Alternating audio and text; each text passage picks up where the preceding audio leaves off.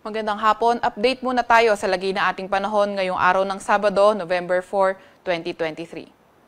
Sa kasalukuyan nga ay itong shear line, patuloy yung epekto sa may hilagang bahagi ng Northern Luzon. Kaya inaasahan nga natin na dito sa may Batanes area patuloy pa rin yung maulap na papawiri na may mga kalat-kalat na pag-ulan, pagkidlat at pagkulog. Samantalang trough extension ng low pressure area, yung nakakapagdala ng mga paulan dito sa may Caraga at Davao region. Itong mga paulan na to may mga kasamang kidlat at pati na rin mga malalakas na hangin, pati mga pagkulog. Sa areas na nabanggit natin, dahil cloudy, maulan yung inaasahan nating panahon, ingat pa rin sa posibleng pagbaha at pagguho ng lupa kapag may mga katamtaman hanggang sa mga paminsan-minsan malalakas na pag-ulan. Para naman sa area ng Metro Manila at sa nalalabing bahagi ng ating kapuluan, partly cloudy to cloudy skies ating inaasahan, pero dito sa may bandang Visayas and sa nalalabing bahagi ng Mindanao, posible yung mas mataas na tsansa ng mga localized thunderstorms sa area na iyan. Kaya pinag-iingat natin yung ating mga kababayan, pinag-aantabay sa ilalabas ng mga thunderstorm advisory, rainfall advisory o di kaya heavy rainfall warning ng ating mga regional services division. Para naman sa lagay ng panahon bukas, inaasahan natin na dito sa may Batanes and Cagayan area, posible pa rin patuloy yung maulap na papawiri na may mga kalat-kalat na pag-ulan, pagkidlat at pagkulog, dala pa rin yan ng shear line. Sa Metro Manila naman at nalalabing bahagi ng Luzon, partly cloudy to cloudy skies pa rin yung inaasahan natin, pero may mga tsansa pa nga rin ng mga localized thunderstorms.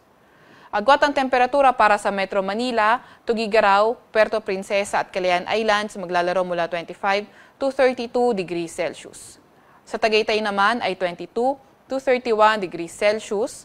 Sa may Legazpi ay 25 to 33 degrees Celsius. Sa may Baguio 17 to 24 degrees Celsius at sa Lawag ay 24 to 33 degrees Celsius.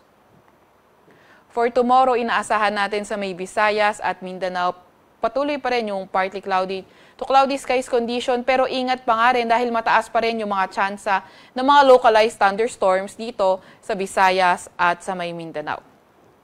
Agwat ang temperatura sa Cebu at Tacloban maglalaro mula 26 to 32 degrees Celsius. Sa may Cagayan de Oro at Zamboanga naman ay 24 to 32 degrees Celsius. Sa may Iloilo, 26 to 31 degrees Celsius at sa Davao ay 25 to 32 degrees Celsius.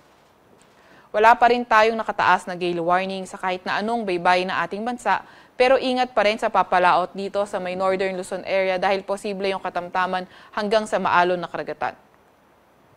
Para naman sa 3-day weather outlook ng mga pangunahing syudad natin, sa Metro Manila, Baguio City, pati na rin sa may Legazpi City, inaasahan natin na patuloy partly cloudy to cloudy skies condition na may mga tsansa lamang ng mga localized thunderstorms, lalo na tuwing hapon at gabi.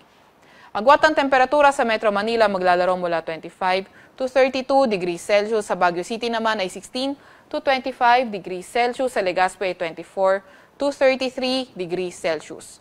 Pagdating naman sa Cebu, inaasahan natin patuloy partly cloudy to cloudy skies condition na may mga tsansa ng mga localized thunderstorm until Tuesday. Pero pagdating ng Wednesday, inaasahan nga natin na posibleng maging maulan na sa area ng Metro Cebu dahil sa posibleng paglapit ng low pressure area and posibleng ito maging epekto ng low pressure area itself o hindi kaya ng kanyang trough or extension. Agwat ang temperatura sa Metro Cebu maglalaro mula 25 to 32 degrees Celsius.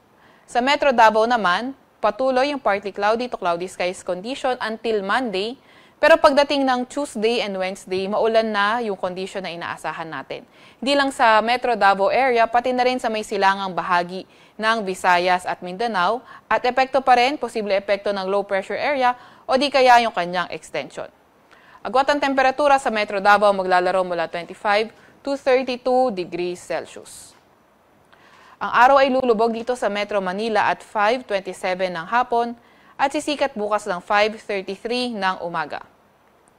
Huwag magpapahuli sa update ng Pag-asa. I-follow at i-like ang aming Facebook at Twitter account, DOST_Pag-asa. Mag-subscribe sa aming YouTube channel, DOST-Pag-asa Weather Report. At para sa mas detalyadong impormasyon, bisitahin na aming website, pag-asa.dost.gov.ph.